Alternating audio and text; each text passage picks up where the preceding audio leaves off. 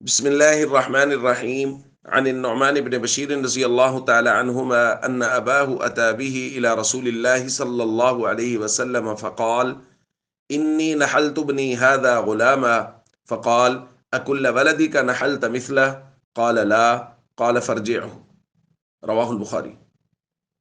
حضرت نعمان بیان فرماتے ہیں کہ ان کے والد انہیں رسول اللہ صلی اللہ علیہ وسلم کی خدمت میں لائے اور عرض کیا، یا رسول اللہ، میں نے اپنے اس بیٹے کو ایک غلام بطور تحفہ اور ہدیہ دیا ہے۔ آپ صلی اللہ علیہ وسلم نے پوچھا، کیا سب بچوں کو اس طرح کا غلام دیا ہے؟ انہوں نے عرض کی، نہیں یا رسول اللہ، سب کو تو نہیں دیا۔ آپ نے فرمایا، پھر اسے بھی واپس لے لو۔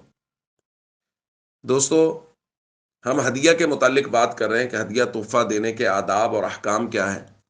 اسی کے متعلق ایک بات یہ ہے کہ اگر کوئی والد اپنی اولاد کو یا اولاد میں سے کسی ایک کو ہدیہ دینا چاہتا ہے تو اس کے احکام یہ ہیں کہ کسی ایک بچے کو کوئی ہدیہ دینا اور باقیوں کو نہ دینا یہ شریعت کی نظر میں پسندیدہ نہیں ہے، اور بغیر کسی وجہ کے ایسا کرنا تو بالکل پسندیدہ نہیں ہے، جیسا کہ اس روایت میں ہمیں معلوم ہوا کہ ایک صحابی کو، یعنی ایک بیٹے کو صحابی دے رہے ہیں اور باقی بچوں کو نہیں دے رہے، تو حضور نے فرمایا یہاں سے بھی واپس لے لو، اس ایک کو بھی نہ دو۔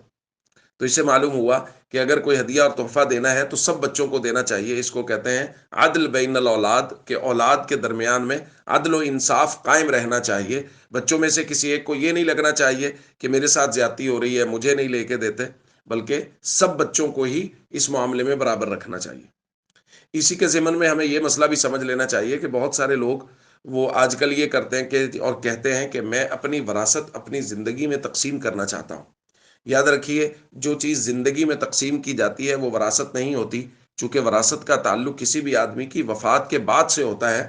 زندگی میں جو اولاد کو تقسیم کی جا رہی ہے یہ وراثت نہیں ہے، یہ ہدیہ اور تحفہ ہے، اور ہدیہ اور تحفہ میں برابری ضروری ہے، عدل ضروری ہے، اور اس میں بیٹوں اور بیٹیوں کا بھی فرق نہیں ہے، یعنی بیٹوں اور بیٹیوں کو برابر حصہ دے گا اگر زندگی میں تقسیم کرے گا، اور برابر برابر ہی تقسیم کیا جائے گا۔ چونکہ یہ ہدیہ ہے اور ہدیے میں بیٹیوں کو کم دینا اور بیٹوں کو زیادہ دینا یہ بھی شریعت کی نظر میں پسندیدہ نہیں ہے۔ اس لیے شریعت کے آداب کو، شریعت کے احکام کو سمجھنا چاہیے اور اس کے مطابق فیصلے کرنے چاہیے۔ ہاں، یہ بات ذہن میں رکھیں کہ اگر کوئی اپنی اولاد میں سے کسی ایک کو کوئی چیز دے دے تو وہ وہ اولاد جو ہے وہ اس کی مالک ضرور ہو جائے گی، یعنی وہ بیٹے کو کوئی چیز دے رہا ہے، بیٹی کو کوئی چیز دے رہا ہے تو وہ اس کے مالک ضرور ہو جائیں گے۔ دینے کے لیے شریعت کی نظر میں یہ بات بہرحال پسندیدہ نہیں ہے، لیکن یقینی طور پہ وہ اس کا مالک ہو جائے گا، چونکہ والد وہ بہرحال چیز کا مالک ہے، وہ اپنی مرضی سے اس میں تصرف کر سکتے ہیں، لہذا اگر وہ دے گا تو بیٹا اس کا مالک ضرور ہو جائے گا۔ باقی شریعت کی نظر میں کسی ایک بچے کو دینا اور باقیوں کو نہ دینا یہ پسندیدہ نہیں ہے۔ السلام علیکم ورحمۃ اللہ وبرکاتہ۔